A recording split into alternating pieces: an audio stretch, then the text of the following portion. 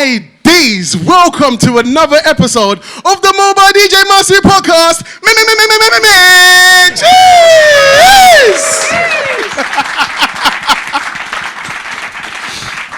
Guys, when I mean we are in store for a treat today, not only do I have a legendary guest panel, but also we are with a live audience. Loud audience, make some noise! So the energy in the room is strong and we are going to keep moving on. So, guys, we've got a lot to get through today. So the first things that we are going to do, we're going to start with a nice little intro for everyone that's on the panel. When we're going to go through some questions and some answers and some interview style stuff, just to dig a little bit deeper. But most importantly, we're going to open it to the Q&A. The Q&A is going to be where we're really going to be answering questions for some of the guests that are in here. If you're not here, don't worry. Level Up Live will be back again. Make sure you keep following the Mobile DJ Mastery Podcast so you can find out when the next event is. So if you missed this one, don't worry, there will be many, many more. But before we get into all this good stuff, we need to start by rolling that sexy intro.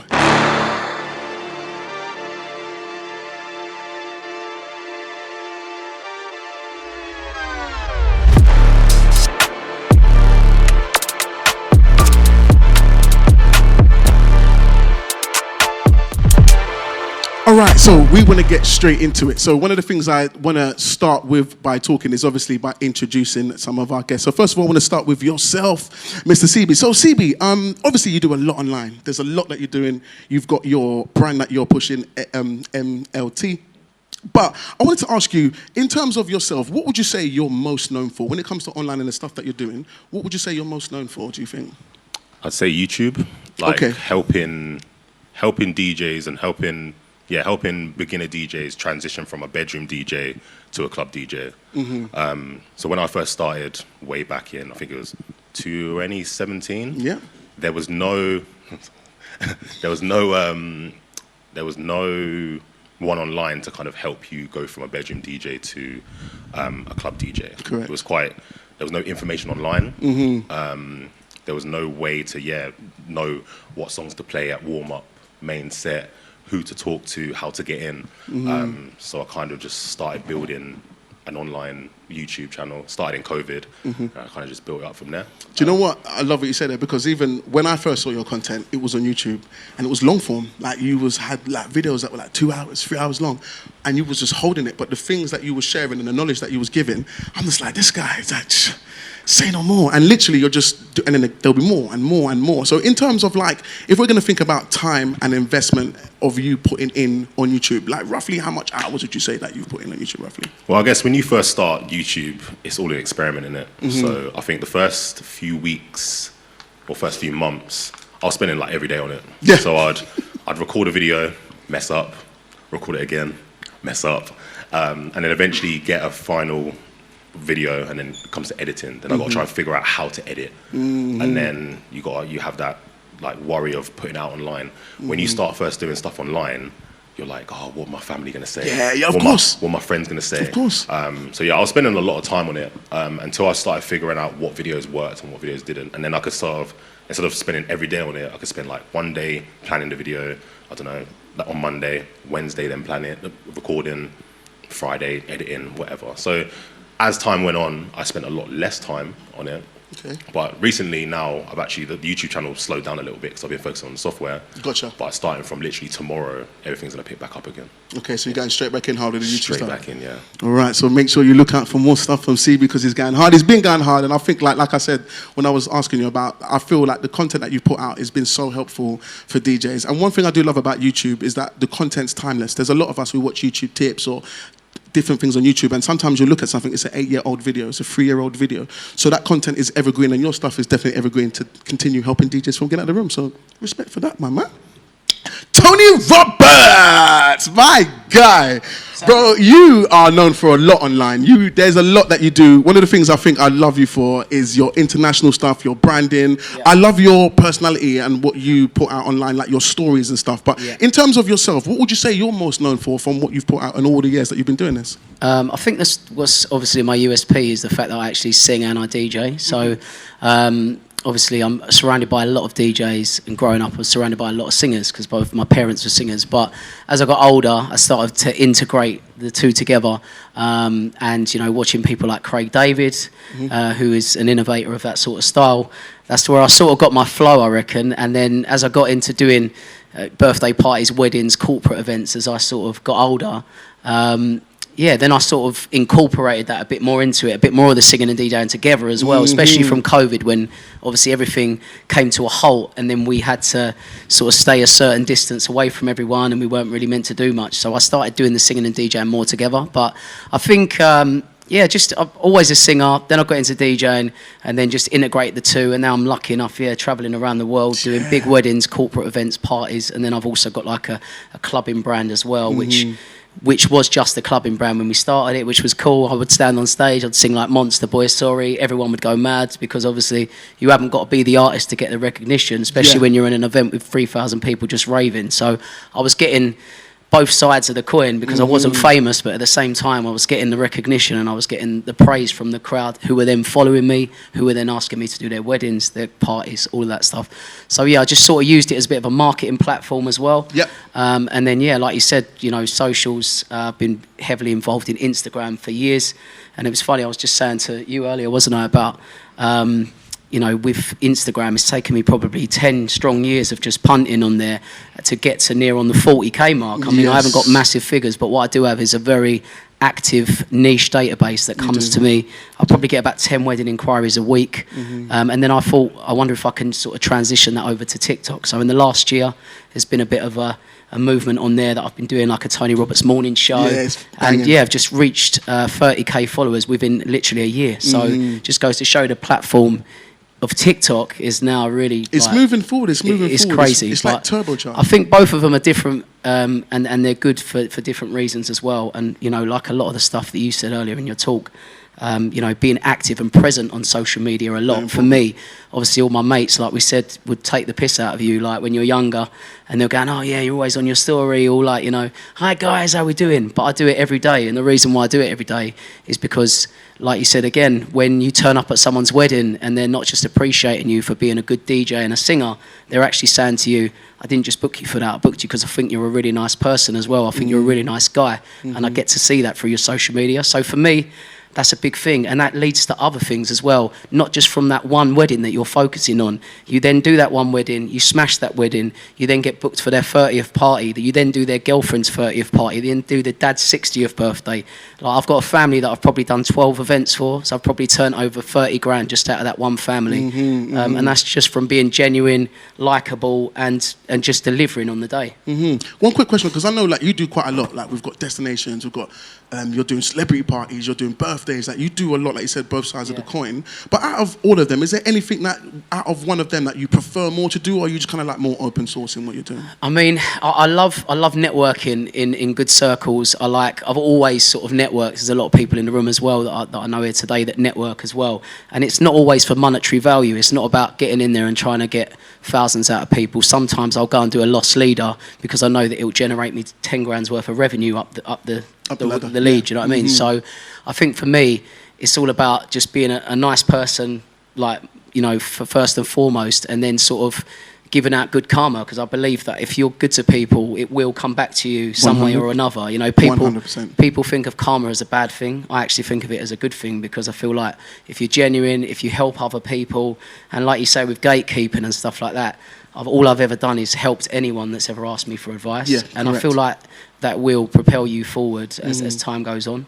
So I love doing all types of events. The celebrity events are cool, but then when I get to see what actually it is like to be a celebrity, it's not actually what everyone thinks it is. And when we're all younger and we're growing up trying to aspire to be these next Calvin Harris or these, all these different people that we're looking up to, when you see that the struggle and the criticism that they get and the trolls and, not that the fact that they've got healthy bank balances, but the fact that they just get constant stress every day, more money, more problems. Yeah, as they say. And trust me, I know more millionaires that are unhappy than I do that are happy. So I'm happy at my level. Do you know what I mean? I'm just cruising through life, enjoying every party, every wedding I do, and just bringing the vibes. Love that. All right. Lord's DJ. Oh my days, bro. Thank you again for coming down to the podcast today. Once again, massive following. You've done a lot of work. I loved your episode when you was talking about Tesco's and about the reality of like starting from where you came from and where you've able to go back today. But in terms of like in your circle and in your area, what would you say you're most known for? Because you've got like you're doing a couple different things, but what would you say you're most known for? I'm probably most known for the mixes. Yeah. So we don't know me. I do a lot of hip hop and R&B mixes, specifically 90s, 2000s, 2010s. But it didn't start easy for me. So lockdown happened. Like all of us lost all the gigs. And then for me, I remember being in my bedroom, just thinking to myself, like when I come out of lockdown, whenever that's gonna happen, I don't want a situation where I have to go back to residencies or struggling for gigs or anything like that. I wanted something that was my own. I wanted to create my own brand. So at that time, a lot of DJs were doing lives at that time, which was pretty sick. But for me, the way I am, I'm not really sort of person to do a live. I feel like I got to entertain them for a long time and keep them engaged, which is fine. And it works for some DJs, which is cool. But for me, I knew straight that's not my sort of thing. So I thought I'd start doing mixes. And again, at the beginning, it was not easy. Like, to paint a picture for you guys, I had to do my mixes in my living room, in my flat, in Manchester with Mrs. And I had to move the whole living room to create a space where I can start creating mixes. So that means I had to move my sofa forward, table, everything. To then pull the desk out of my spare room into the living room, and then I could start recording the mixes, and it was long. Like, it was long, like, and that was like every day. And also to add to that, I was working at Tesco's during lockdown. So this was the period of time when I started doing the mixes. And then obviously from the back of doing the mixes for a year and a half of going to Tesco's from like 6 a.m. to 2 p.m. I think it was, something like that. Coming back home, my eyes are red because I was tired and that. Like, coming back home, then I was setting up the equipment and recording. After doing it for a year and a half, eventually I had that mix that then blew up. And then that kind of then propelled me to kind of where I am kind of right now, and essentially, because it grew my brand from the back of that. And yeah, that was one of the biggest things for me. So I'd definitely say the mixes was one thing I'm known for. But also, I think I'm kind of getting known for being that DJ who is like, yeah, I don't do cheesy wedding music no more. I think that's you've been driving that. I think at first I was like, shall I say that? But I thought that's who I am. Like, yes, that's who I am. You know what I mean? I own that sort of stuff. And like, what I realized over the years is that a lot of my clients who come to me, they're like, yo, I see your videos, and I see you saying you hate the cheesy music, you don't play it, and we're just like, yeah, we hate it too. We don't like that too. And I'm like, yeah, and then that's a way I can connect with them. And as well as that, they're like, they know straight away, instantly, that I'm definitely a person they want to book, because they know straight away I'm not that type of guy that's gonna play that sort of stuff. And it's a positive for me. Also, it's a great way because I shaved away all the clients that may want quick filter, like we was talking about earlier, filtering. Exactly, because I know for a fact my content isn't for everyone, and I make sure that's clear. I'm not for everyone. I'm for a specific audience, and that's who I'm for. And yeah, from the back of that allowed me to then work with clients that have then flown me to Florence, Verona, Lake Como, Ibiza. Amalfi Coast I'm going this year, and so on and so forth. You know, so that's another thing I say I'm known for too.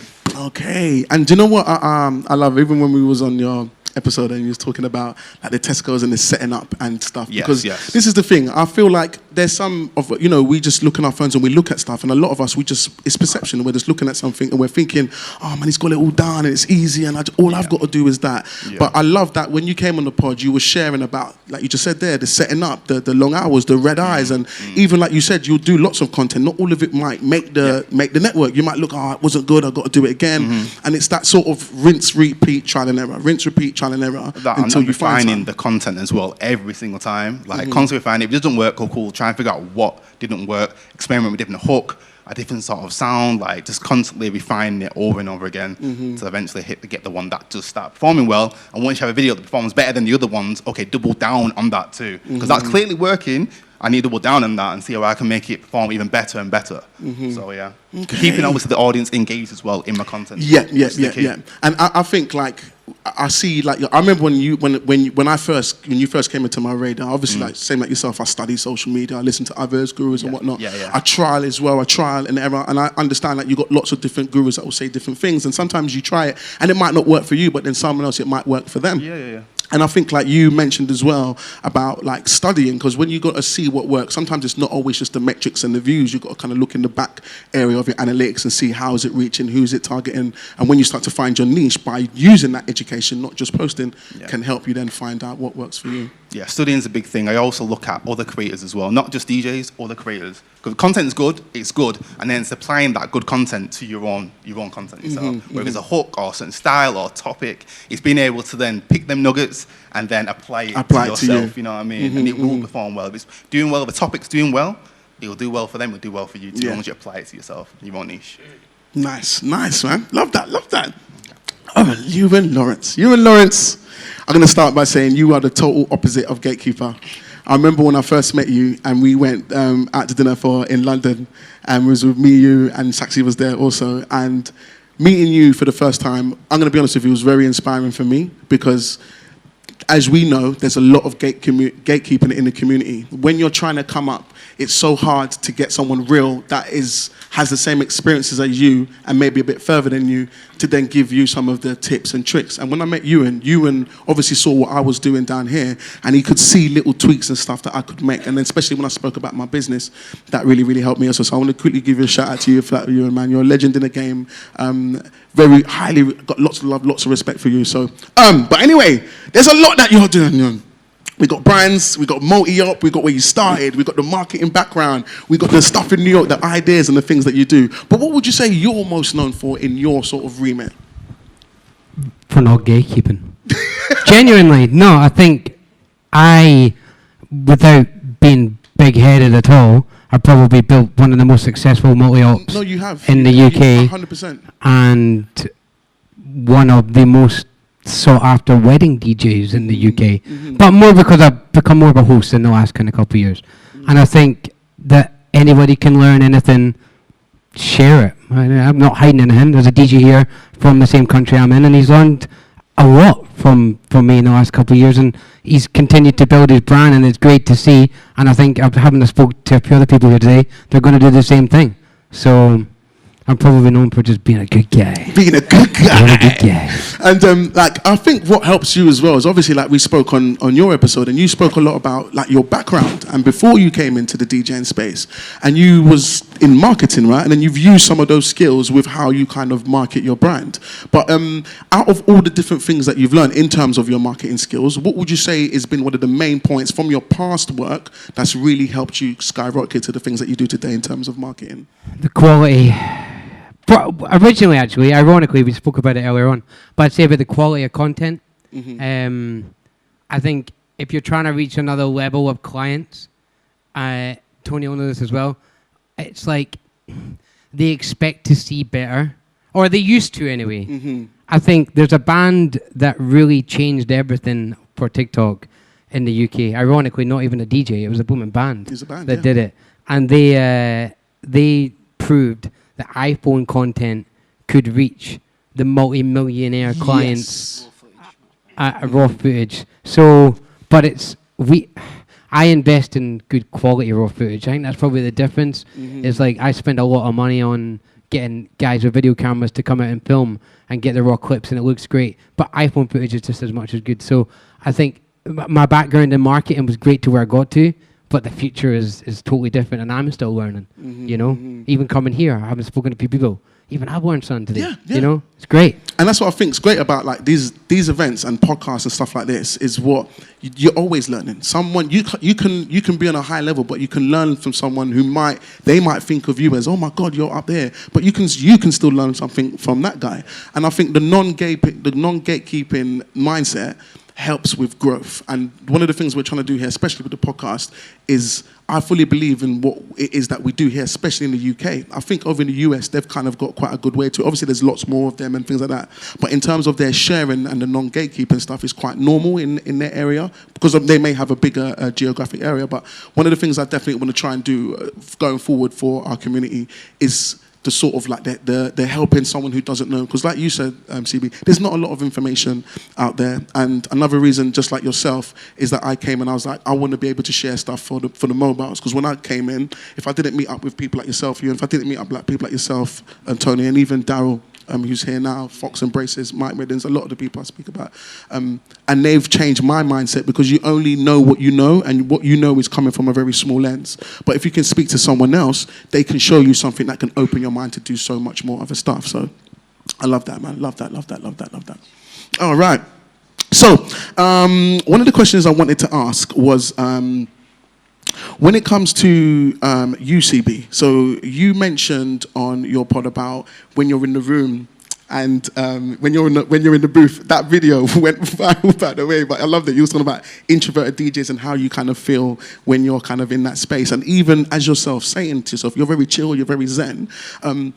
Your early days of YouTube, you said that you was recording lots and lots and lots and lots and lots. So it was kind of like something that you were struggling with in that sense. How did you overcome that? Was it just literally just continuing, or did you find something? What was it that you found, as in your personality, that made it so you could put out that much content online? That's a good question. Yeah, obviously putting yourself out there in front of, well, it could be thousands of people, millions of people, it's quite difficult. So like sitting in front of the camera at first, I was like, oh my God. Because you know what, sitting in front of a camera in a room on your own, it seems cringe. It does feel a bit mad, it's mad. It's mad. You're sitting there, and then I remember first recording, I was talking, I was like, nah, I don't like this, man. I don't like this, because you're just talking, you're like, no one's going to care about this. Yeah, you get in your head, innit? You get in your head. But I guess once you then put that video out and then someone comments on it and goes, this information was sick, then I guess something like that just made me think, you know what? I can get past recording and feeling a little bit cringe just to help someone. Yeah, yeah. And then over time, when you start learning about camera equipment, lighting, the video starts to look a bit better. Right. So that helped. And I think a problem that a lot of DJs, a lot of content creators don't like is the sound of their voice. This is the one I hear a lot. I hear a lot with the talking heads, the sound of the voice. So you'll start recording and you think it's cringe recording, but when you listen back to it, it's even worse. But eventually you start realizing, it's like with DJing when you're on the mic in it, a lot of DJs don't like DJing on the mic because they're like, oh, people, I don't like how I sound. I think everyone's going to think I'm this and that. No one cares. No one cares. But then once you realize that no one cares, you're providing value, then things get a lot better. Things get a lot better. And then eventually, like, because at first I was trying to follow a script. And yeah. I started following the script, and then when I was reading the script, I sounded very monotone, because I'm a very chill, like you said, I'm a very chill. So I'm naturally monotone and just like, so this is da-da-da-da.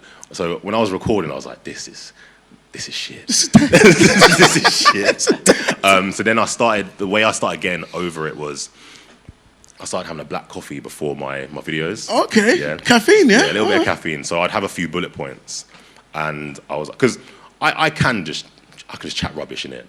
So I thought, you know, let me try that. Instead of following a script and whatever, let me just chat rubbish with a black coffee. Because everyone, when they have a black coffee, that like half an hour afterwards, you're like that, innit? So I thought, all right, cool. Let me just record this video. So there was 10 bullet points. Had a black coffee, set the camera up, set the lighting up, and I just rambled on for half an hour. And then that video got me, I think, 325,000 views. Jeez. So then when I saw that, I was like, all right, cool, This is the formula. This is the formula. So then, yeah, so I just overcome it. It's more just, it's trial and error, just doing it more. The more and more you do it, the easier it becomes. Innit? Yeah. But you just have to get past that cringe feeling part of putting content out and listening to yourself.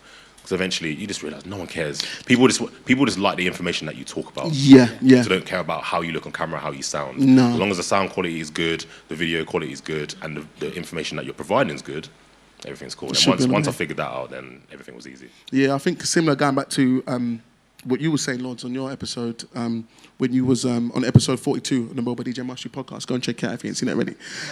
But when you was talking about, like, people don't care as much, like, do you know what I mean? When it comes to your content, once you get over that of, you know, that cringy stuff that we're talking about, because sometimes, once again, we get into our own heads, but if you can get over that sort of, like, what you think people think, that's not really what people are thinking, that can really, really, really help when it comes to people putting content online. Because one of the, like you see, I talk about, and when I'm talking to a lot of DJs, that's one thing they have, a lot of people have. There's something that they want to do, there's something that they want to share, but they've got that cringe.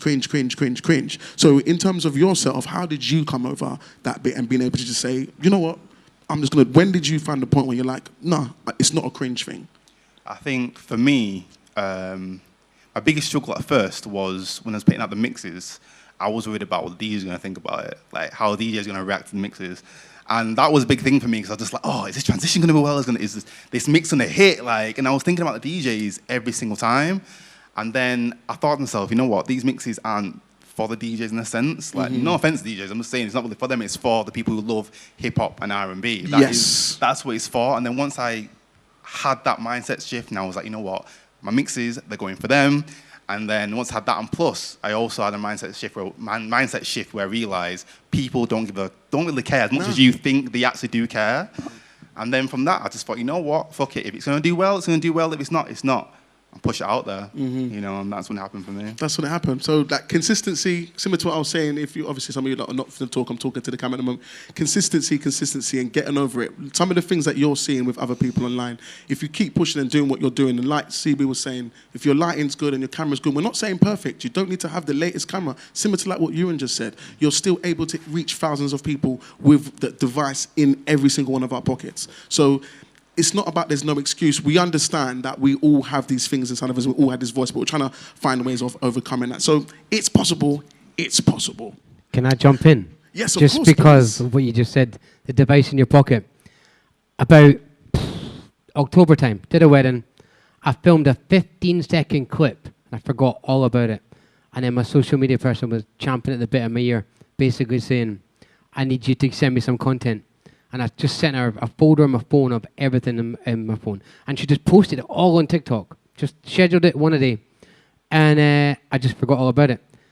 And it was like some stuff was longer, some stuff was not. That 15-second clip, which I totally forgot about my phone, got 3 million views and probably generated about, I don't know, 100 inquiries. And I was like, damn. Like, you know what I mean? I wasn't even expecting it. I'd forgotten all about it. It was just one clip, which I thought, oh, that's cool. And the best part about it is it's free. Banging. Social media is free to a certain degree. Do you know what I mean? Like all the stuff you talk about, it's a lot of free advertising, but it's just consistency. Consistency, and it's the time that you're putting in, because that's maybe where the time's the currency. The currency. Yes, exactly. It's the time that you put on. Actually, Tony, I wanted to ask you, when was the shift in when you knew you could actually do something with what you're doing? Obviously, with the singing and the DJing. Yeah. When was it when you said to yourself, do you know what? I can actually do something with this. When did that kind of happen? So like coming from like a proper old school family of singers, yeah. So my dad's 87 and he still puts a suit on and he still goes out and sings Frank Sinatra. My mum is 85 this year. She still goes out and sings.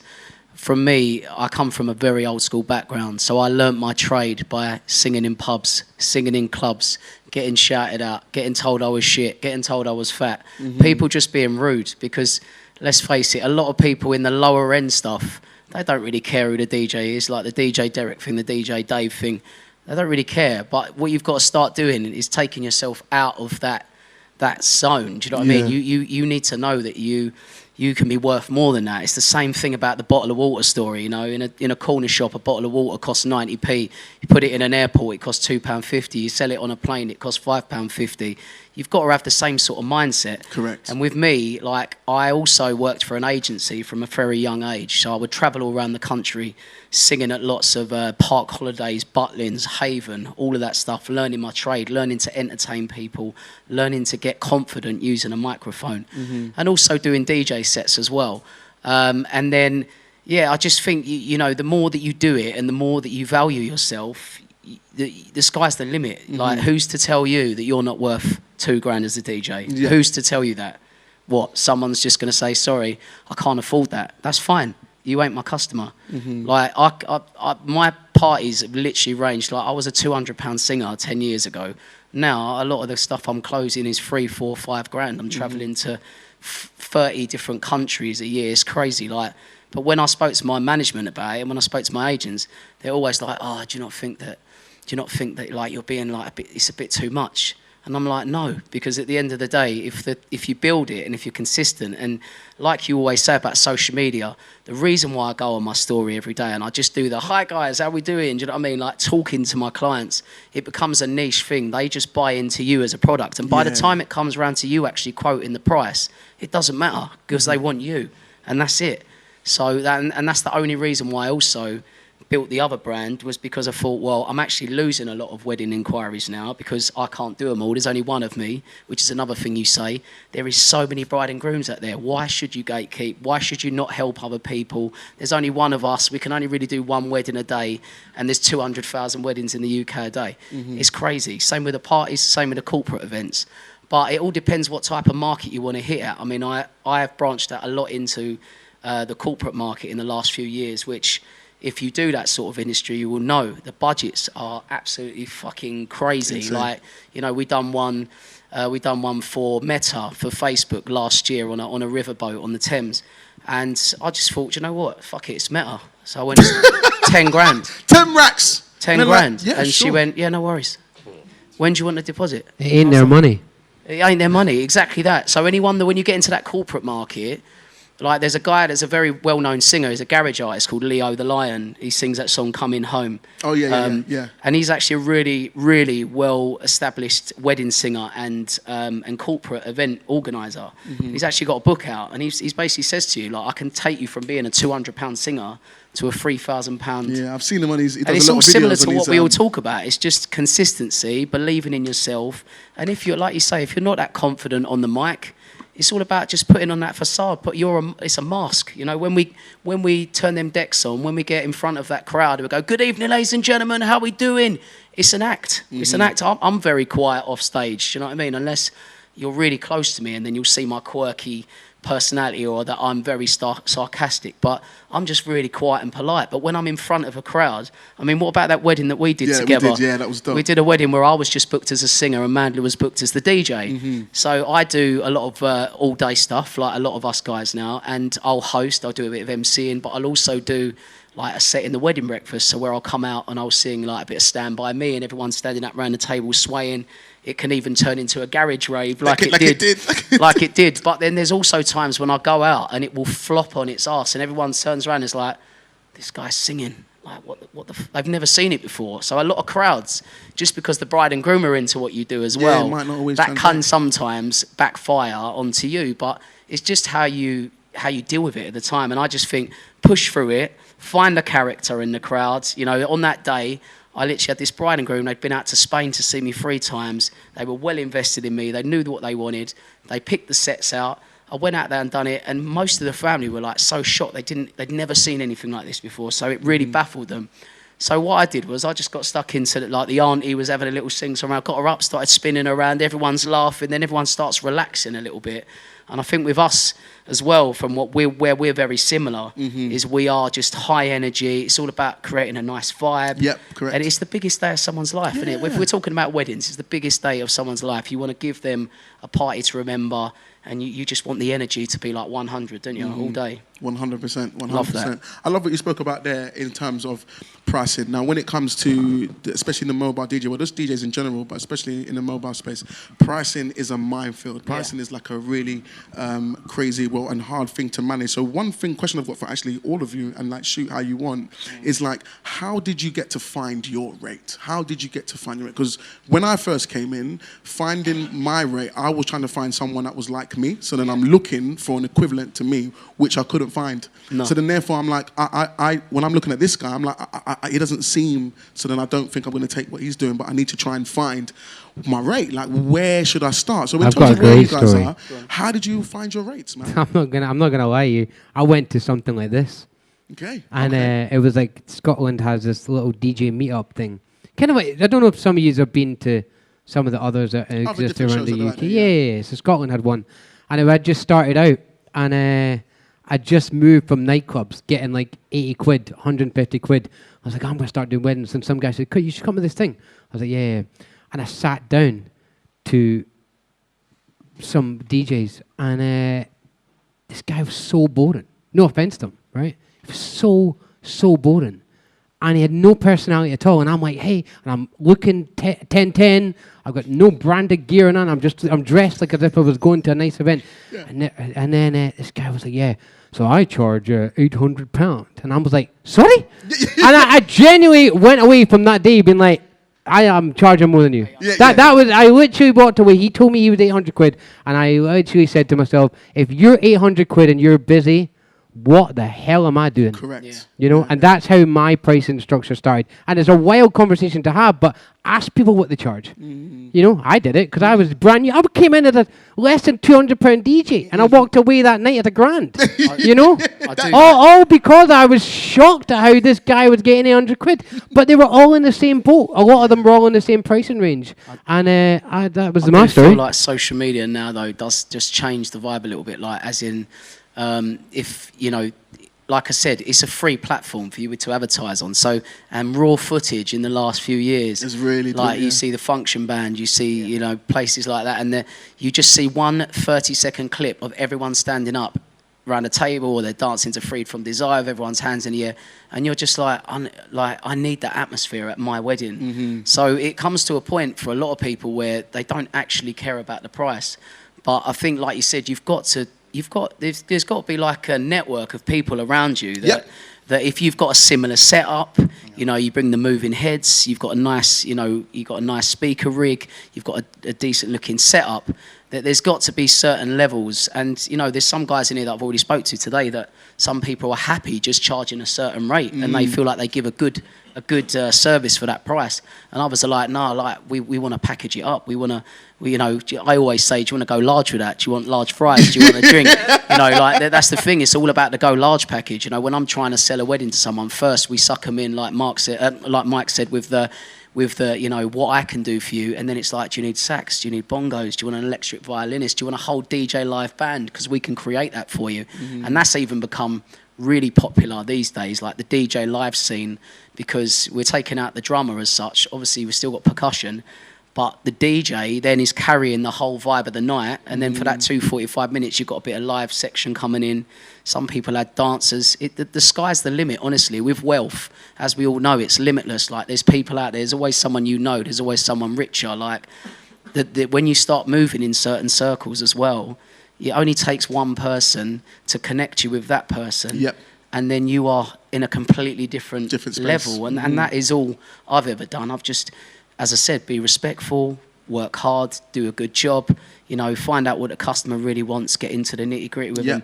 And 9 times out of 10, like I said, on socials, I just feel like people know the vibe that you're bringing. Like you say, bro, like, the thing is, I play this music. If you want this vibe, if you want what I'm doing, then I'm the guy for you. Yeah, they'll come straight to If you. you want the cha-cha slide, I'm not there. I'm the guy for you. Yeah.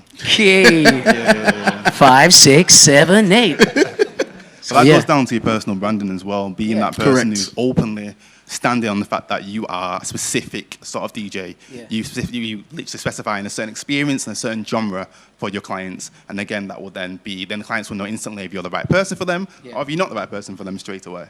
And that also, just quickly as well, that doesn't just mean that if you enjoy playing cheese, if you enjoy playing ABBA, if you enjoy playing steps, that there's still the same money there for you. They're just different clients that like different things. Yeah. Like Mandela loves doing all of the garage, the house, the R&B like we do.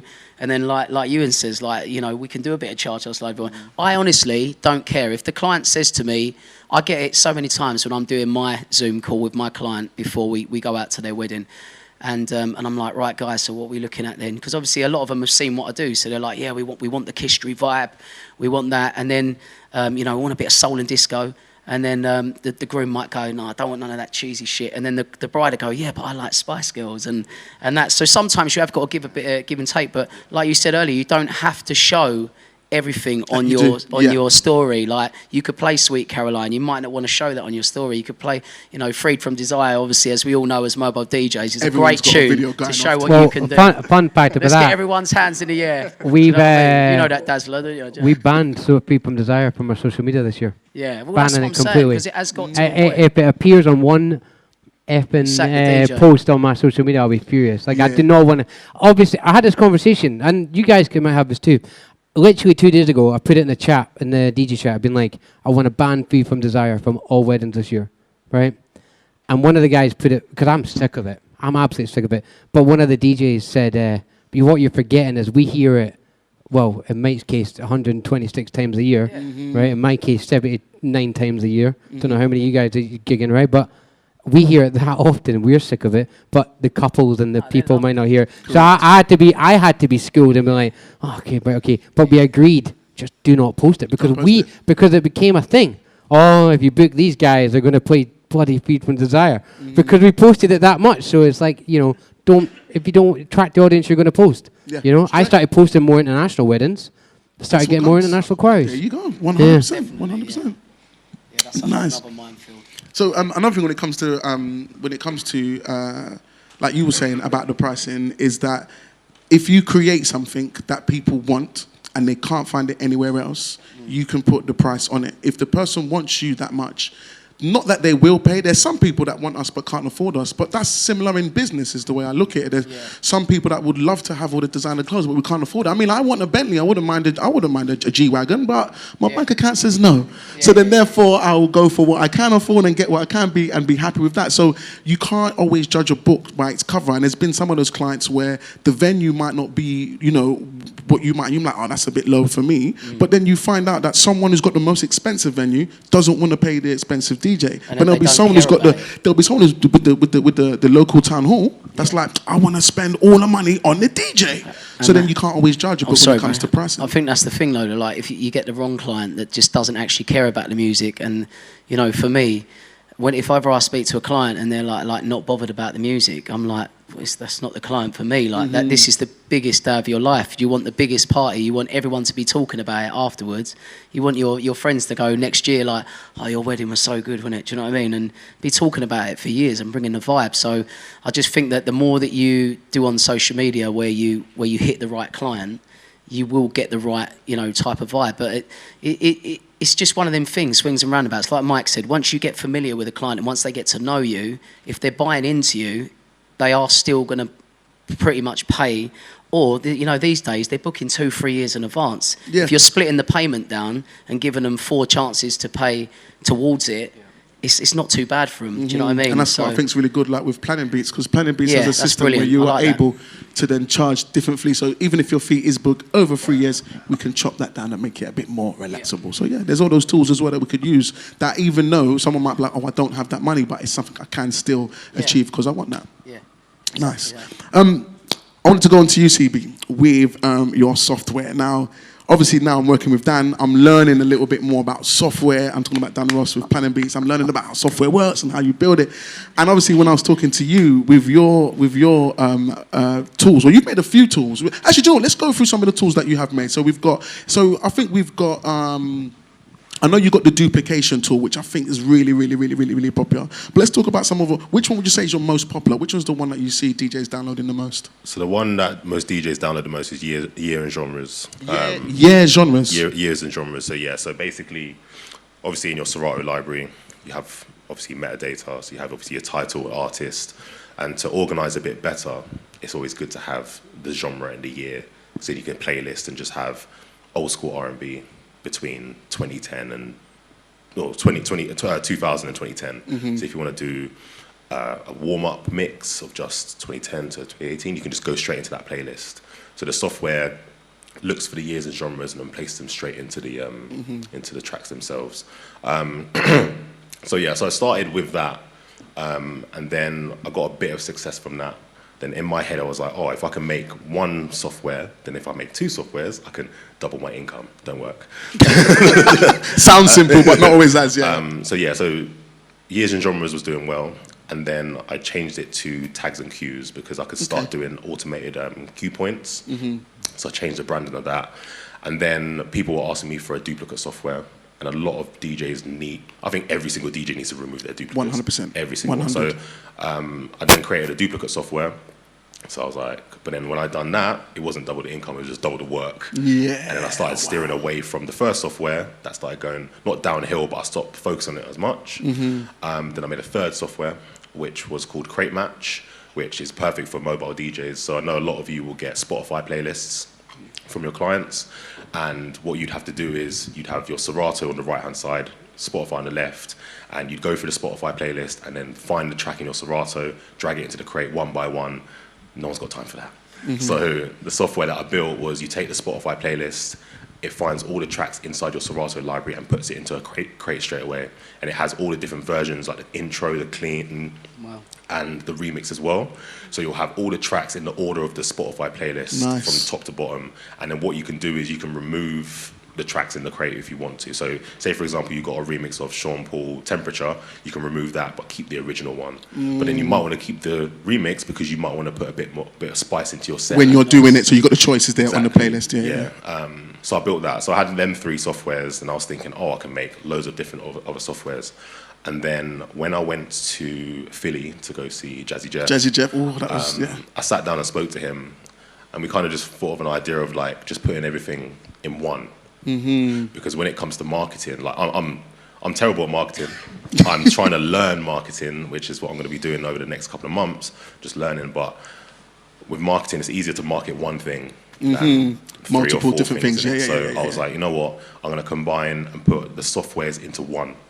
So then I built music library tools as a whole. With separate things with inside separate of it. things inside it.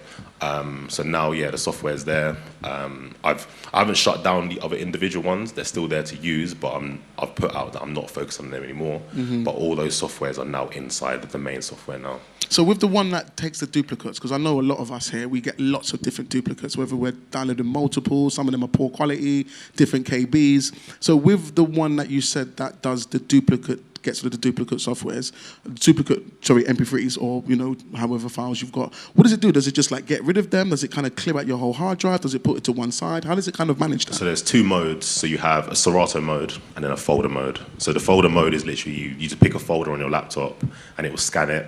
So it scans 9 tracks a second. So my first software that I had did 1 track at a time.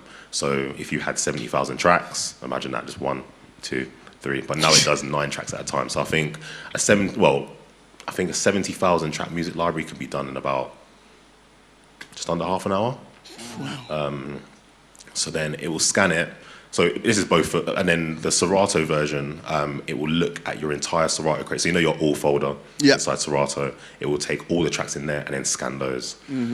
So that's the 2 versions, but the results page afterwards is the same. So the results page will show you all the duplicates that you have, but the algorithm will pick the best one that you have in your library. Okay. And then obviously say it's going to delete the one that's not so good. So if you've got one that's 320 kbs, but you've got one that's 256 kbs, it's obviously going to keep the 320. Yeah. If they're both the same, it will then look at the Serato plays. So obviously there's a lot of tracks in your Serato that you'll play more than the other, and you might not want to get rid of the one that you play the most because that's the one that you play the most. So then it will look at the plays. If the plays are the same, it will look at the amount of cue points that you have in the track. Because obviously if you've got more cue points in the track, it's probably the one that you're using. Yeah. And then if they're all the same, it would just pick one. Because if it's the same duplicate, then it would just pick one. Yeah, because then it's a duplicate of the same. Pick one and exactly. get the rest of the dust. So at the moment, when it finds all the duplicates, say for example it finds 1,000 duplicates, at the moment I just create a crate in Serato for those duplicates. Then you can go inside Serato, highlight them all, and delete them. Okay. I am putting a new feature in where you can just delete it straight in the software. Oh, nice. But I like DJs, especially. Everyone knows everyone's music library is so precious to them, innit? So I don't want them to delete it and then be like, shit. Has anyone come to you with that? There must be someone like, you messed me up, man. 15 years down the drain, bruv, man. Has anyone come to you with that sort Have of you got like a time machine? Have you got a time machine recommendation before you do this? Back up your laptop. So when you click any of the apps inside the app, it says back up your music library, right? And then there's a backup software inside the app. And then once you've backed up, it triggers something in the app to say this user's backed up. So then it will let you through. But if you haven't backed up, it will say you must back up. That's very smart. And then when they say, are you sure you don't want to back up? It will show you another red warning saying, are you sure? Love that. But there was one DJ that said, it's deleted a duplicate that I use all the time. I'm like, did you go through all the results? He goes, nah, there's 15 pages. I was like, sounds like a you problem. But I get it. If you've got 3,000 duplicates, it's hard to go through all the pages. All of them, it is difficult. But I do put in the software that you have, like, your music library is precious to you. So treat my software, like when you're scanning things, just go through it. Like, the software scans your music library in 30 minutes. Spend an extra 30 minutes going through the results. Because if you're going to go through your music library manually, one by one, looking for duplicates, it could take you days. Months, easy. Months. So what I'm trying to do with the software is reduce the amount of time we're doing organising your music and actually being out playing again. Because when you have, as we all know, if you've got an organised music library, your DJ sets are a lot better. Smooth, yeah. They are a lot better. One of the things that I seen Nick Spinelli just did the other day is he just wiped his whole I saw Serato. that video. I was like, oh my God, doing But that? I'm tempted to do it because my Serato is a mess. Yeah, it's crazy. Like it's an absolute mess and it's a minefield. I don't know if most of you are like this, even with your virtual DJ users out there. is I've got one folder which I know is like safety. Do you know what I mean? Like, I'm like that. Yeah. So I end up in that folder all the goddamn time. When actually I've got, I'm pretty embarrassed, 2 terabytes worth of music on a laptop. But it's like, yeah, I've probably got some great gems in there. Yeah. But I do not play them because I'm just like, I can't find them. So I really need to sort my shit out. software, Like, Yeah, so Nick, a lot of people sent me his video the other day. Yeah, I can 'Cause imagine. I wish you did. I sat down and watched it, and I was going to do a reaction video to You it. should have, man. MOT, bro. But I know a lot of people like to sue. Well, especially the Americans. So Especially the Americans. I didn't want to make a video reacting to his method and then being like, well, my software can do a lot better. So I was actually going to reach out to him, to be fair. But you should. By the way, he is a lovely guy. Yeah. Can I just tell you, I've met him. He's a nice guy. He's so open and minded. I've not met Aaron from Create Hackers yet, but again, probably a nice guy. You should do that. You should just. I'll give you his number. You should text him. I'll reach out to him. But even in his video, I don't know how many people have watched the video, but what he was doing was trying to clear out Serato and try to start fresh. So what he has on his music library was, in his music folder, he had a bunch of folders like DJ City, BPM Supreme, he had about 15 folders. And then what he wanted to do was put all that music into one folder. So it'd just be like music master folder.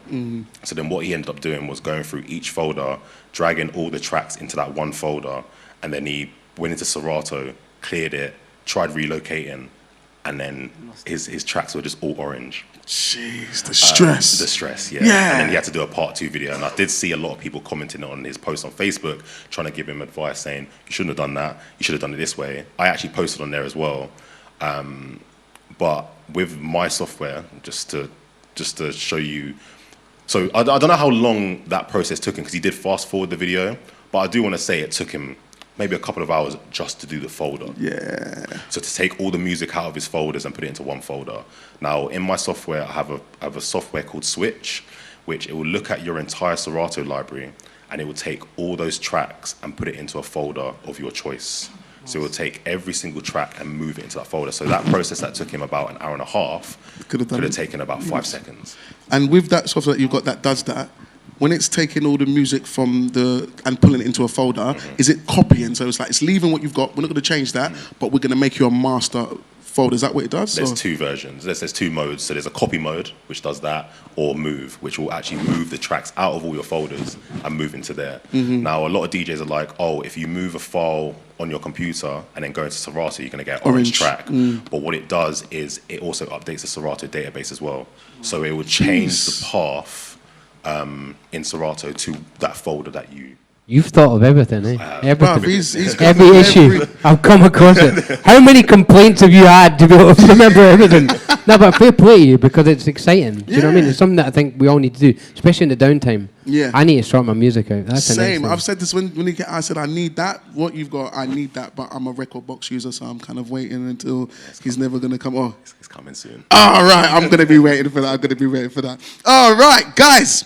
Well, here we have this legendary panel, and this is going to be the part of the podcast where we are going to open the questions to the floor. We have lots of different experts with different experiences, and what I would like is that with whatever question you're going to ask, we're going to get multiple answers, because some of us have different mindsets of different ways of doing things, so someone might always not be right. So we're happy to just chop and change from what people say and see if we can answer those questions. So I think it's time to get that shout box, catch box going, or have we got microphones, or what are we doing? But we are going to move in to the Q&A section of the pod. So what have we got over by the side? Have we got have we got a catch box going I think on? they're missing the box. Someone just took their hand up.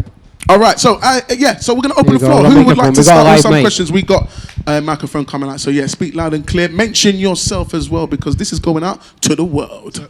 I'm Leroy. Hey, how you doing, Leroy? Very good. How do you deal with social media burnout? Like when you've constantly been posting, and then you get that fatigue where you can't think of anything else to post? What's the go? Can I quickly say there shouldn't be such a thing, because like what I just said, I had all that content from my phone just from months ago. Just came about, like just drafts. Drafts is a good Yeah, word. TikTok edits or studio, Whack whatever it's things in called. drafts all the Scheduling. time. Yeah.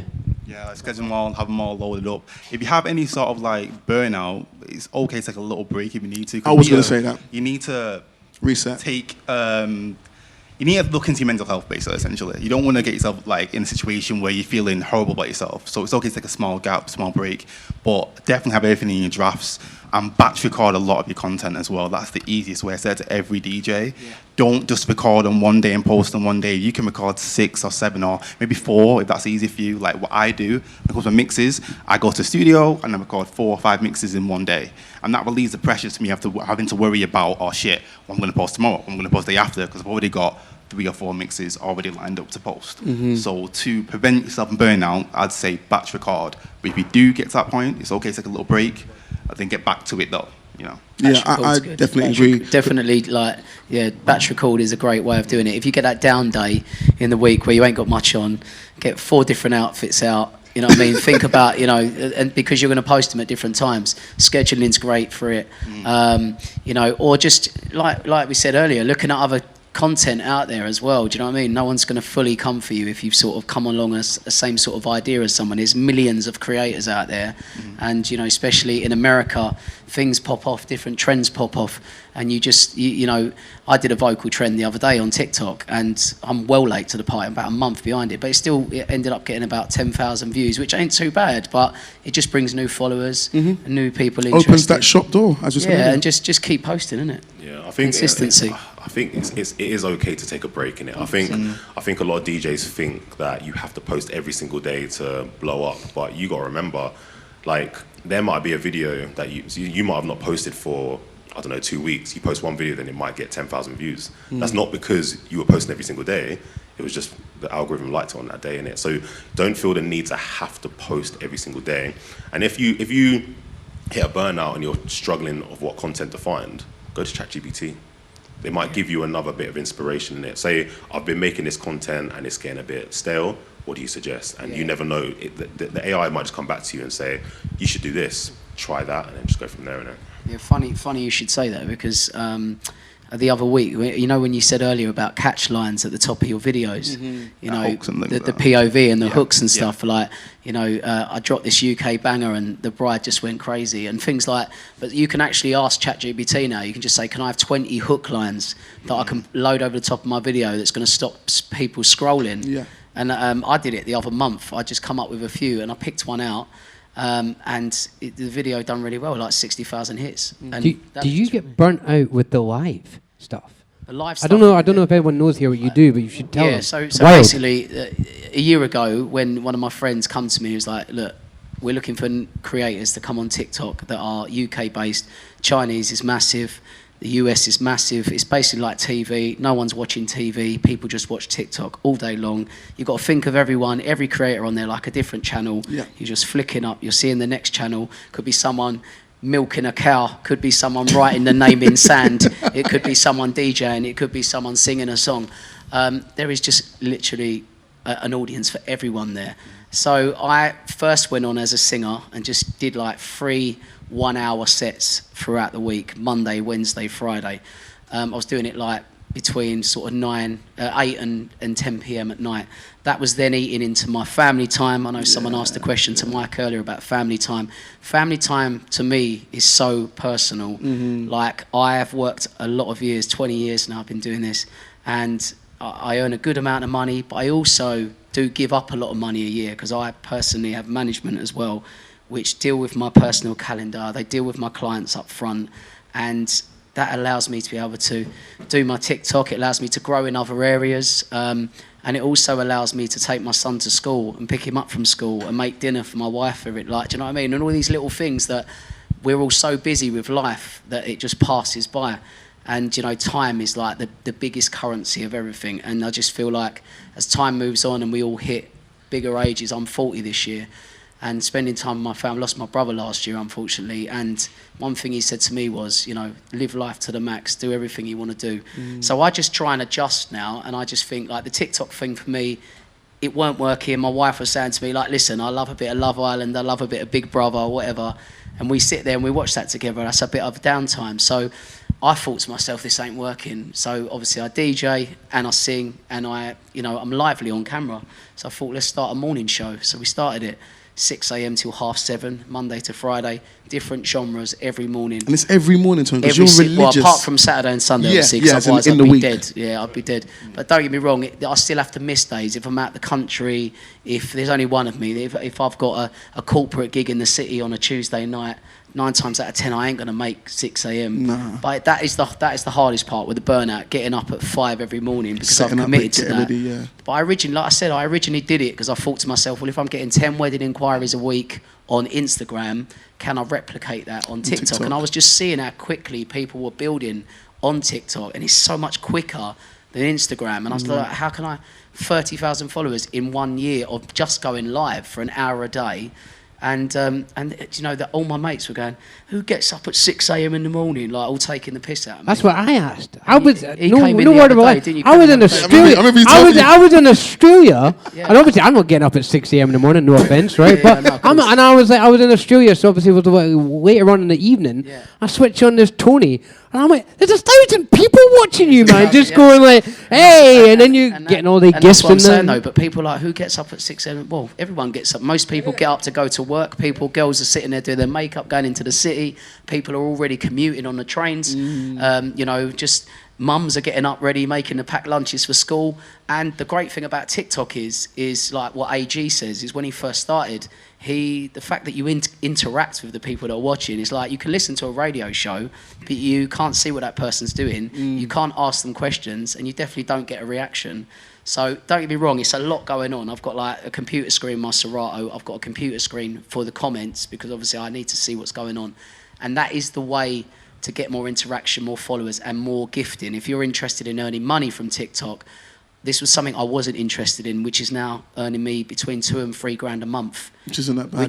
Which is a mad income that I never actually thought about. I just went there to get maybe 10 wedding inquiries a week, like I was getting on Instagram. So the fact that is now bringing in, you know, those sort of figures. A bad month is $1,000. A good month is $3,000. Like, but I know people that are earning 10, 20, 30 grand. There's also that there's also that creator program. Yeah, reward program. So if you hit over 10,000 followers, you automatically get input into the creator program where you get paid per click. So someone like yourself that's getting hundreds of thousands of views, millions of views, you get paid for those videos nicely. Do you know what I mean? I've got other content creators that I'm friends with that earning thousands just from those. But that, you know, you got TikTok Shop, people are selling on there. You know, TikTok has become such a big viral sensation. It's billions of pounds we're talking about here, because they get 50% of every single one of our revenues. Every single one of the videos. 50% of everything everyone earns here goes in their pocket. So the fact that some people can earn 10 to 20 grand a month, it can show you the sort of figures that they're bringing in. But it's just normal people getting to like you and gifting you.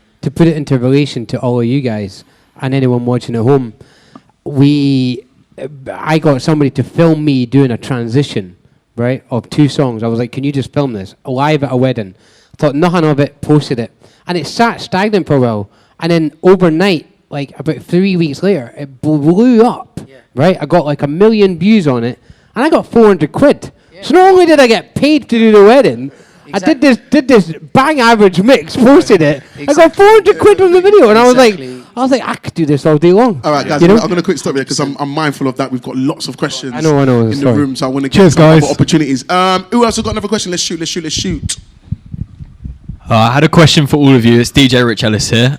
Basically, I'm now at a point in my business where I find myself at a bit of a barrier.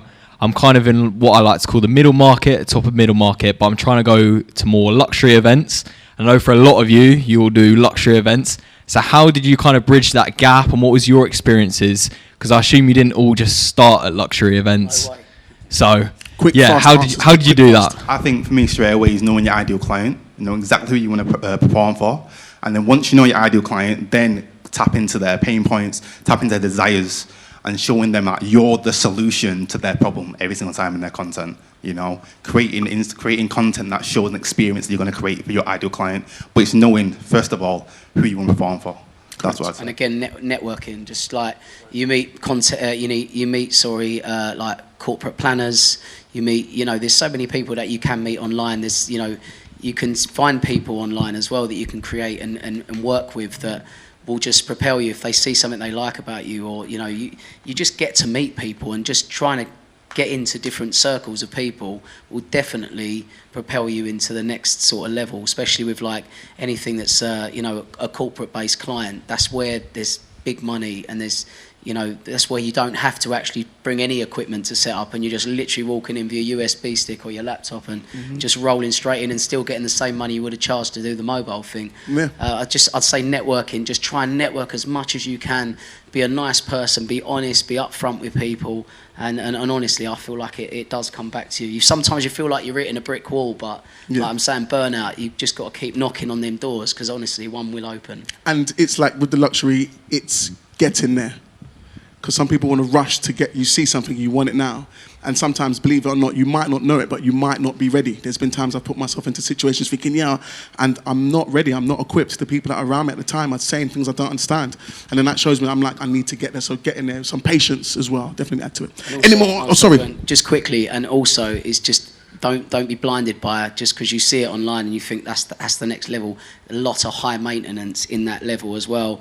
Very, very hard people to deal with, like planners, AV companies, tech companies, that, you know, you're just a number then. So it's working with the right people as well. So even though it looks exciting, once you get into the right circles, it will get a lot easier. So.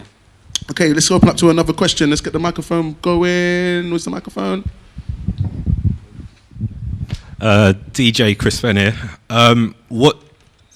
It's open for everyone. What do you wish you saw more in the mobile DJ world globally? I tell you what, I would like to see less of. Yeah.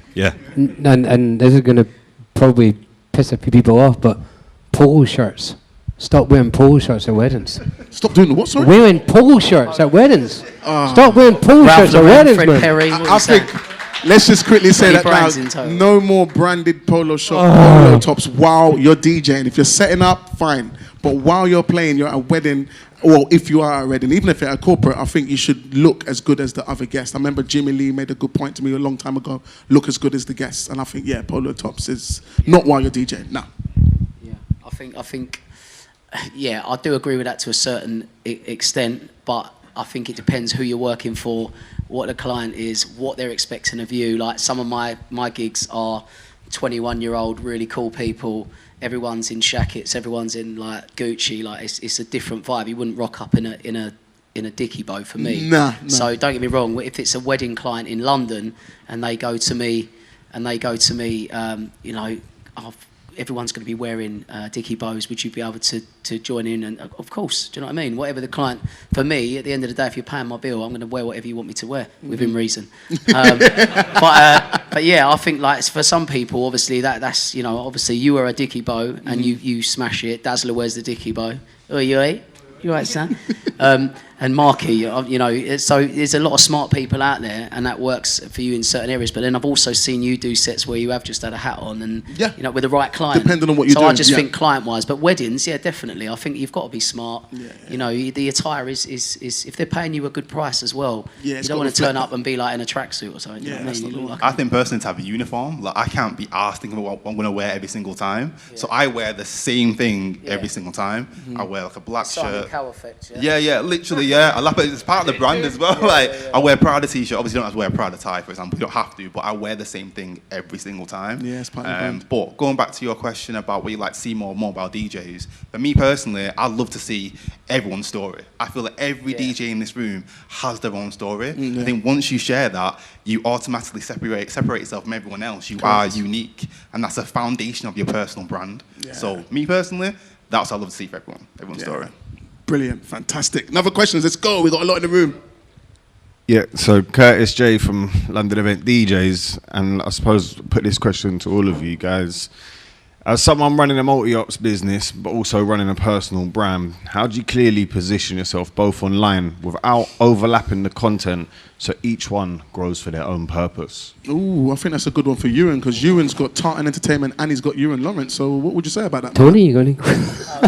Tony, I like Tony go first. Let me process it. You're like, lagging. Well, I mean, I do things differently. Obviously, I've got the Tony Roberts brand, which is what I've always had. And then, obviously, I started a clubbing brand because I wanted to do that side of things, and it was just different. And now we've just created like a collective of people, which is a multi-ops thing. So Now, obviously, like I say, it takes me back to there's only one of you, yeah? So the fact is with me now, it's like straight away, I can have a handful of people that I recommend that I know are going to play exactly what I would play on a night, and exactly how I would do things. So it fills my customers with a lot of confidence. Before I would just lose the sale. Like, it would literally be like, sorry, I'm not available. They'd be like, okay, next.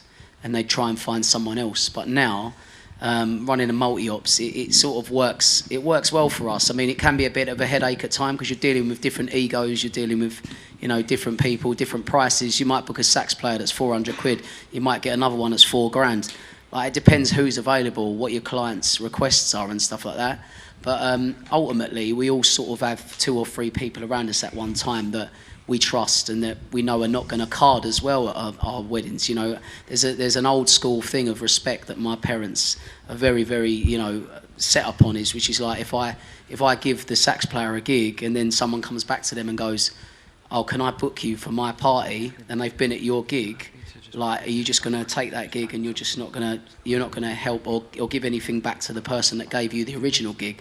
I feel like there's a certain level of respect that you need to make sure, you treat people how you expect to be treated. Yeah, I think. I agree. And That's your thing. I've forgotten what the question was. That was multi-ops. How can he? How do He you wants run to it? separate. So You- he's got his own brand as a DJ and he's got a multi-op. But how do you? I'm not going to lie to you, mate. It's really hard because people in Scotland know me as the guy who's got Tartan Entertainment Group. Yeah. Right. That generally everyone knows. Oh, he's Tartan. But yeah, I've built a team of like 9 kind of core guys, and then I've got a roster of as many people as I want to pull in if I need to. But like, It's tough, innit? The business it's side really is hard. It Because is it's a hard. really hard The question to business answer side of it because is really hard as well. people associate me with my brand. The irony is I don't have my own DJ website.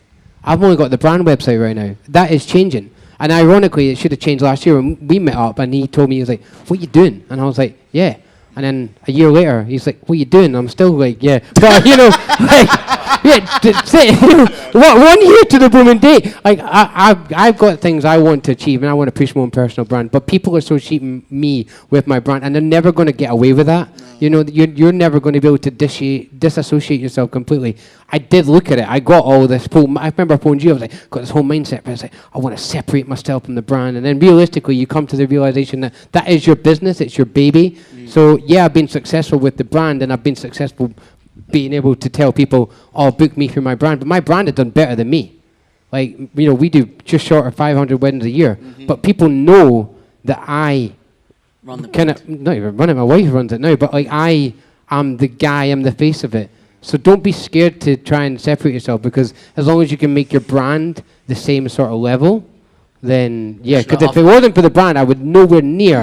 I do feel like focusing on yourself though, like getting yourself to the best of your ability that you can be before you start trying to offer everything. Because, like Euan will tell you, trying to run a multi-ops thing of running the business side of it, when it comes to turnover, when it comes to pushing up into these VAT realms and things like that, you can come unstuck pretty easily, can't you? Do you know what I mean? I just had a conversation with Mike Reddins about it. About he's got to watch whatever he's going to do next, because he's looking at that next stage, and it's a headache. A multi-op is hands up who has a multi-op. 1, 2, 3. There's a headache. Yeah, it's a total headache. We've spoken this on your podcast. Yeah. My multi-op is different to probably 99% of all multi-ops in the UK. Which is why, personally, I think your multi-op is as successful as it is because you have a different business model of how you do those things, right? Yes, but to an extent. I mean, the guys that we all be watching this, so they all bloody know. They put their prices up because I kept encouraging them. It's my own fault. But when I was like, yo, what you doing? Put your price up, put your price. And I am a massive encourager of people putting their prices up. But by doing that, I shot my own business in the foot. I can imagine. I've shot my own business in the foot, and they know that. You know what I mean? Because I have pushed my brand so far high with their prices, and then once you add on the commission and then the VAT, so I am restructuring my whole business this year, and I'm in the process of it right now. And it's a headache, but we're getting through it as a team. We've sat down, we discussed a bit my new way going forward, because I need to move the business into a different direction, because I'm not bringing in more DJs. And quite frankly, I look behind me now. I look ahead of me and there was loads of mobile DJs. I look behind me.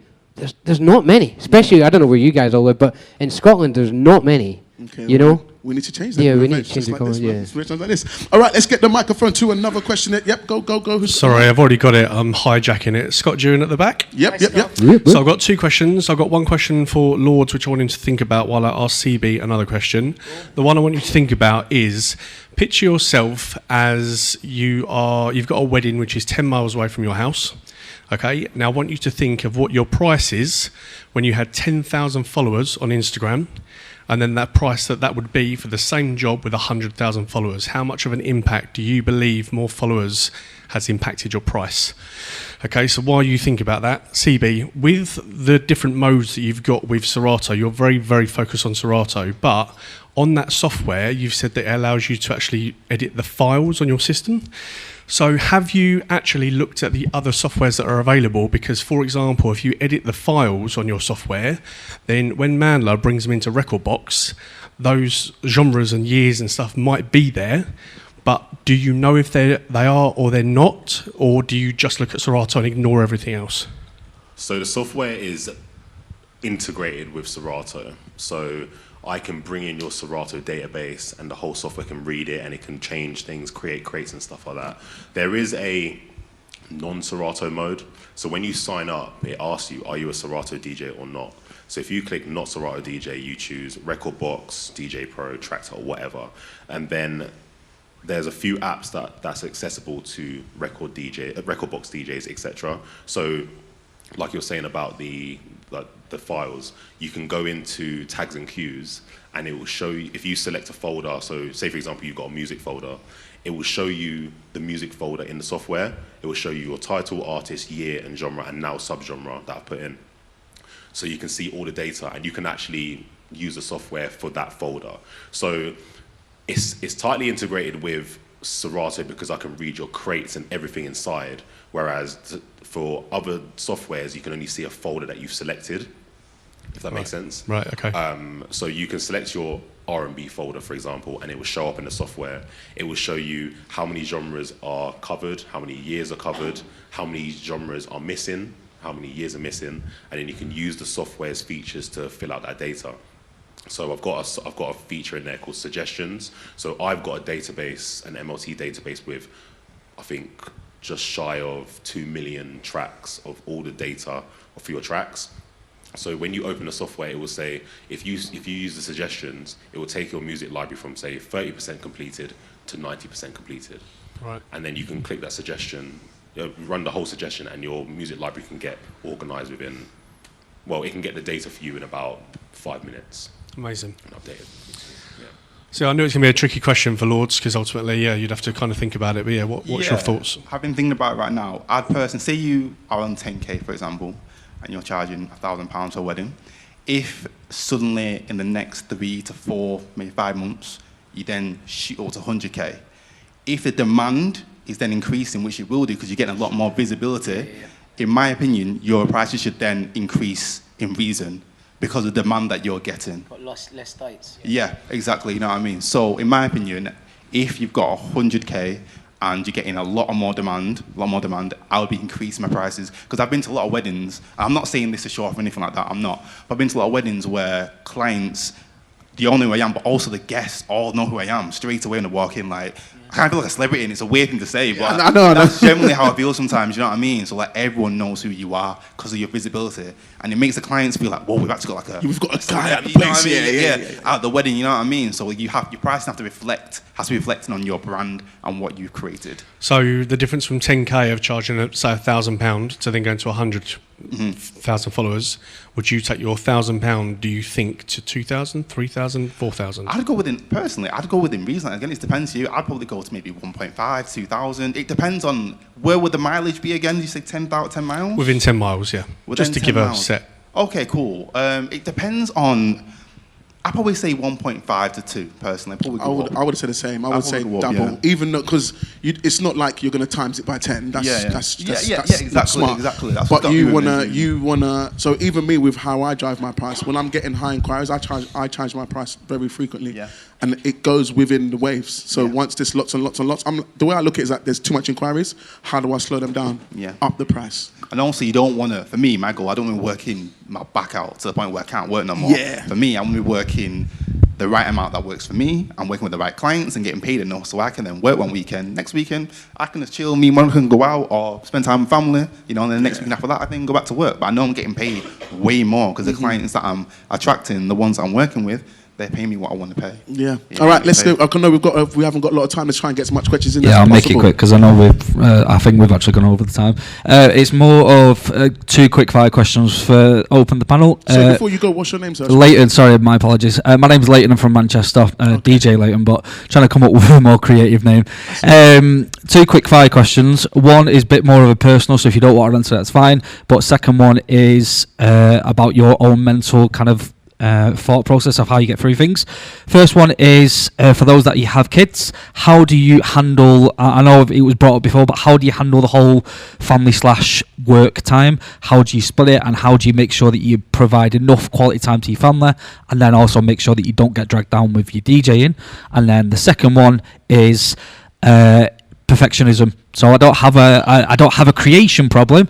I have so many different content ideas, and I can already see him laughing over there. But like, I've not even started because I've started saving so many resources. I'm like, I want it to look like that I don't have the confidence to get over the perfectionism. I think it's just part of my ADHD. I'm like, no, it needs to be perfect before I start. So how did you get past that if you have gone through that? I'm going to quickly go through your first one and your second. I'm going to be really quick to give people options. Yeah, that's fine. With my kids, I have a thing where when they're with me, I'm not working. If my kids are with me, if they're in the same room as me, especially after I pick them from school before bedtime, that time, I'm not, no inquiry, no email, no nothing. Because I look at it as nothing's worth it. I've only got a small time. My family's young, I've got a 5-year-old and a 2-year-old. Soon, right now, I'm Superman. I'm God. I'm the best person. Yeah. I know this ain't gonna last forever. So this is prime time. So therefore, I switch off. And until they're sleeping, then I book my meetings. Like Michael's saying with the Calendly, I book my time to have family time so it doesn't interfere. But once they're sleeping, I then get back onto the work, make sure I spend a bit of time with the missus, and then they go to bed. And then from like 11, and sometimes depends on what time, then that's my time. Same thing, missus goes to work, kids drop off at school. I've near enough got the school hours, the 9 till 3, for me to do my business. So I look at it as that I put in enough time, social, all the things that we're speaking about happens in that time. So that's kind of what I do. And to answer your second question quickly, there's no such thing as perfect. If we chase perfection, we never go anywhere. So that's the best thing I can say, is that when you're trying to perfect, basically what I'm saying to you is that you're trying to do something that's impossible, because there's no such thing as perfection. But I know Tony wants to go on kids because I think with the kid thing, I've pretty much totally all the time we agree. talk about family.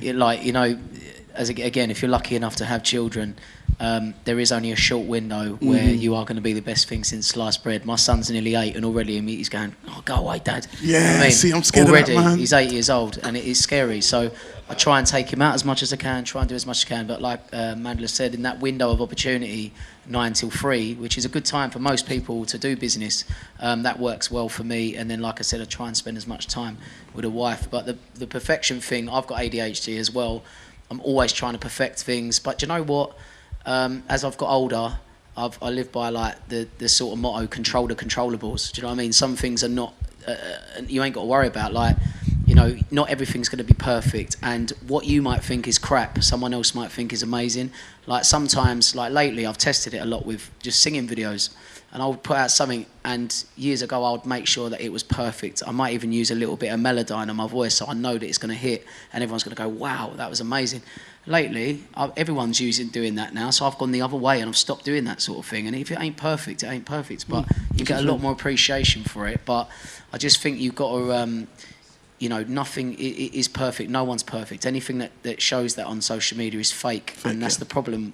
That's the only downfall to social media. Too many things look perfect, and they're not. Do you know what I mean? It's a fake world as such we're living in. I'll try and explain this properly. With the first question you said around with managing kids, I think you also need to manage distractions as well, because when say for example you have kids, there's always going to be a period of time where you can work. You feel like if you don't work, you're not achieving anything or whatever. But there's always going to be a period where your kids are at school or they're out the house. So you need to utilize that time properly and manage your distractions, because we all know social media is distracting as hell. So you can get a lot of work done in 2 hours. probably a whole day's worth, really. If you sit down for 2 hours, I've got a clock, a stopwatch thing that you set it to 2 hours and you press a button and it will count down. In that 2 hours, I don't touch my phone. And the amount of work you'll be surprised how much work you can do if you sit down and focus for 2 hours. So what I would say is, like, I've got 2 kids. And I think, well, especially with the software, I'm like, I need to do the software all day, every day, otherwise it's not going to get out. But what I've realized is, once they go to sleep, I can spend two hours solid and get the work done. Otherwise, what I would end up doing is I'll try and do the work during the day whilst I've got the kids. I'm not spending enough time with them, but then the work's not getting done properly. But that 2 hours I'm spending focused is the time, is the work. I can get that completely done in that 2 hours instead of trying to do it all day and managing the kids and maybe just saying to the kids, just watch the iPad whilst I do this. Yeah. Like, it's about managing distractions and just, you don't have, I think with me, I struggle with this as well. You don't have to work all the time. Yeah. You don't have to work all the time. Just because you don't work a 9 to 5 per se. 9 to 5 or them hours doesn't mean you're going to be a failure. Like, there's a lot of things going on. There's a lot of people that have kids and stuff like that. Like, don't put too much pressure on yourself in it. And then going on to the perfectionist thing, trust me, no one cares about the perfection. It's only like, I know you're going to sit there and be like, that transition was a little bit off. I can't post that because this DJ might say this. Who cares about them? Everyone's messed up a mix. Everyone's messed up something. And I know Lords is probably going to say this, but like, he's going to say, he probably didn't put a mix out. He probably didn't want to put a mix out because it wasn't perfect, but then that one banged, and that was the best. That was probably the one that blew up. 100%. Like, I haven't got kids, so I can't really speak on that one. But when it comes to perfectionism, I struggle with that too, and I have done, I still do. But what I realised and what helps me is the fact that the videos that literally you don't think that aren't that good, like, always bang. Always bang. Like, the mixes, the one that banged to me, the one that changed, the one that went viral, that got 17.7 million views, I did that, and I thought nothing of it. I just posted it. Everything was even that good. I just posted it, and that blew up, and that changed everything for me. That literally changed everything for me. So yeah. I wouldn't worry about being perfect. Just be consistent, show up. Yeah. Don't worry about it. That's what I'd say. All right, I want to quickly I'm going to only do 2 more questions because we're well over time. Do any of the forefront, do you have any questions at all that you wanted to go through? Or Tom Wood?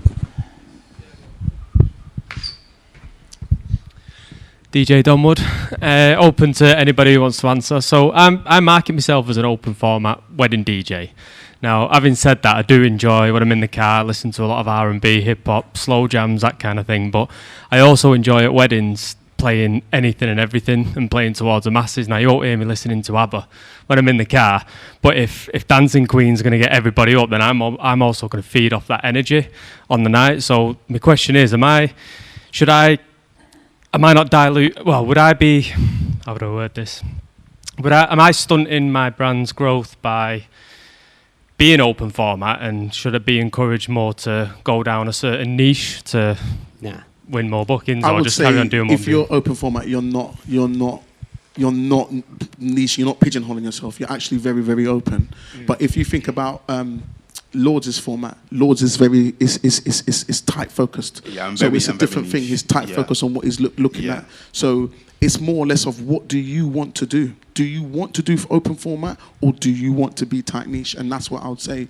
There's no right or wrong. Is basically what I'm saying to you. There isn't no right. No, there's no right or wrong. It's more or less, what do you want to do? That's what I'd focus. I suppose, am I leaving myself in a bigger pool of DJs trying to win a smaller amount of work? Am I giving myself more competition because a lot of DJs are open format?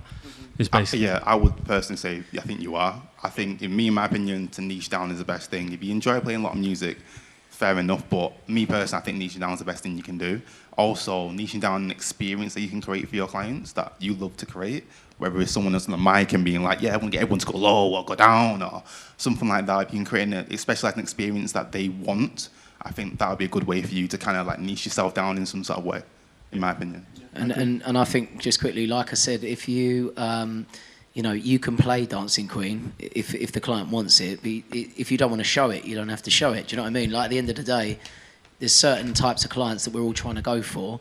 A lot of my clients will come to me and I went, I don't want no cheese, I don't want But if there is a bit of ABBA on there, or like I said, if there's a bit of S Club 7, and I've got to play it, that's the boss. You know, the bride's the boss, mate. You got to play it. You got to play it. I had one the other week, and beautiful setting, looking out over London, and it was going off. They had a massive garage set. The groom and all his boys are like hyping up. It was wicked, and then the bride's come waddling over. She's gone, "Oh, don't forget the S Club 7." And he just looked at me and was like, "Do not Stitched do it. you up. Please do not do it." And I was like, "Bro, it's your Yeah, but it's don't your start wife. moving mixes It's in your with wife." anything. But then the thing is, it switched it up, and all the 40 women come on the dance floor. Like, at the end of the day, I actually posted that day because I just thought, do you know what?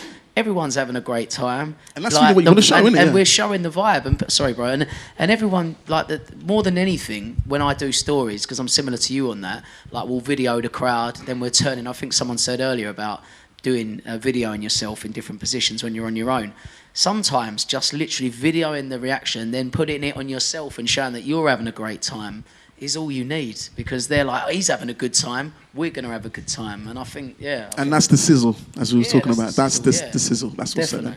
We're going to take one more question because we're seriously over time. I'm going to let anyone who's got the microphone pick who gets it, because I don't want to choose, but just go for it. We've got one more. Grab it.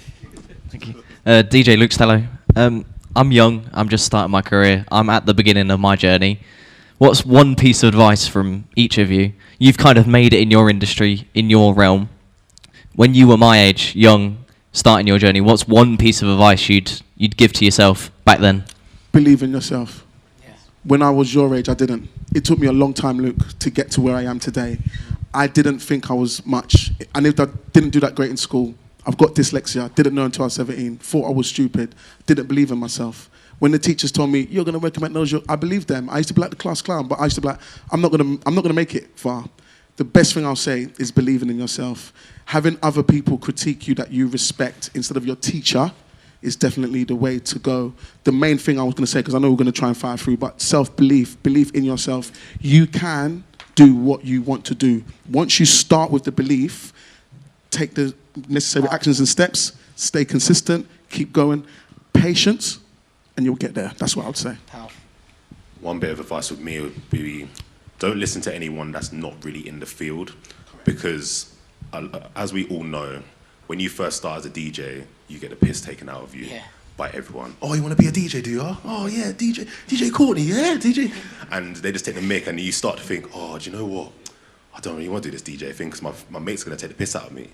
But if you want to do it, just do it. Whatever you feel is best. Like, if you want to post an R&B mix, a house mix, just post it. Because realistically, your friends are not the target audience. No. Yeah? So just go with what you want to do and just don't listen to people that's not in the industry. Obviously, listen to advice from obviously people like us and everyone in the room and stuff like that. But if they're just a randomer and they're saying, oh, do you really want to... DJing's not really a real job, just don't listen to them. I just literally, I live by a couple of different mottos. Number one is stop saying tomorrow. Like, don't put things off. Do it. Like, if you're going to set out to do something on that day, do it. Like, don't do it tomorrow, because it won't happen. And then number two that I say is don't sit back and wait for opportunities to come. Like, go out and create them. Because, like I say, keep knocking on doors, keep consistent, keep doing the same thing, turning up every day just like I did. And in a year, we've built 30,000 followers. Like, it's just that. It's just consistency, believing in yourself. Everyone takes the piss at start, but now those same people are asking me for tickets for my garage event. So, listen, it is what it is, isn't it? Yeah, I'd say to any DJ who's starting up, I'd say prioritize your practicing prioritize your time spending practicing DJing as much as you do creating content for social media. I think social media is one of the best things that all of us DJs should be using and can use. It's a free tool, like you mentioned. I think that every DJ should be using that to leverage themselves, the brand, to reach the audience and the clients that you really want to reach. If you're someone who is, for example, nervous about using social media, that's normal. Take your time, get the practice reps out there. Don't give a fuck about what anyone thinks as well when it comes to your posting. Honestly, you're not going to please everyone. That's just the way it is. But as long as you're happy with the content and you know where you want to go with it, stick laser focus on your vision and your goal and what you want to reach. So yeah, I'd say prioritize social media as much as you prioritize your DJing skills, and don't give a fuck what anyone else thinks. That's what I'd say. For me, your network is your net worth. If it wasn't for the fact that I DM'd him probably 3 years ago now, about 3 years ago, I wouldn't be sitting here, right? I did the same thing with Lords. He was in Dubai, I was in Dubai, just messaged, being like, can I meet you? You already had a bunch of followers, but I was like, I'm just going to go for it. But we connected over that. And then we built a great friendship over the last few years 100%. of me purely searching for wedding DJs in London when I was in London. And you were the only guy that said, I'll meet you for a burger. Yeah, and then look at this. Look you at know this. what I mean? Look at where we are now. We've got podcasts. We're inspiring people. You revolutionized your business of a drunken afternoon. It was awesome. But that's honestly, so if you can meet as many people as possible, like, do that, because you never know where you're going to gain something. Like, I flew to Philadelphia to meet Nick Spinelli. I met DJ Malik in Germany when he was over there. I make an effort to go and see these other DJs that I want to connect with because I want to see what they're doing. You know what I mean? So don't be scared about sending messages. Like he had, I don't know, 200,000 followers or whatever, and mad on TikTok. And I was like, screw it, I'm just going to message him and hope that he replies because we had like a couple of mutual friends, you know? And that was it. And it paid off because I learned something of every single person that I've met, even today. So there you go. So, Thank you. which is a great way. I think that was a great way to close the pod. And similar to like what you were saying, this is the reason for Level Up Live. Is exactly what Euan was talking about. Talking to people, sharing advice. We have all so much in common in this room. We have so much in common. There's not a story that any of us can tell each other that we won't be like, I want to hear, I want to, because we understand it. We've been there. The requests, the bad loadings, the goods, the bads, the high lows, the bad customers. We've all been there. We've all been there. So when you talk to a like-minded person, you're going to be able to, exactly what Euan was talking about growing your network. So anyway, guys, man, we are going to close the podcast today. Damn, it was an epic one. So make sure you head over to Patreon or the school community where we are going to be sharing lots of different information, especially when it comes to education. Education is so important in this world. If we don't know what we're doing, we can seek it. And this is the reason why we have the Mobile DJ Mastery podcast. And this is the reason why we have Level Up Live as well. Can we give a massive round of applause to the best panel we've had, CB, Tony, Lords, and Euan. If you haven't already, check out their episodes on the Mobile DJ Mastery. We have put all the links inside the description so you can go through, click their names, and watch the episodes as you like. Other than that, guys, I'm going to love you and leave you, and I'm going to catch you same time next week for another inspiring, engaging episode of the Mobile DJ Mastery podcast. Everyone do the sound. And we're out. Cheers.